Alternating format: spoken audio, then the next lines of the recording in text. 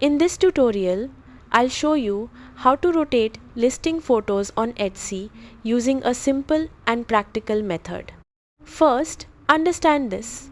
Rotating your listing photos helps ensure your product images appear correctly aligned and professional, which improves your shop's overall presentation. Now, if you want to rotate listing photos on Etsy, here's what to do. Start by logging into your Etsy account. Go to the Etsy website and sign in with your account. Next, open your Shop Manager. Click on Shop Manager from the top menu to access your store settings. After that, go to your listing section. Select the listing you want to edit or create a new one. Now, edit your listing photos. Hover over the image you want to adjust and click on the Edit option. Then, use the Rotate tool.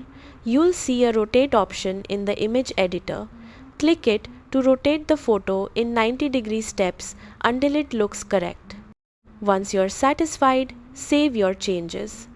Click Save to apply the rotation to your listing photo. That's it. Rotating your listing photos helps keep your shop looking clean, professional, and visually appealing to customers.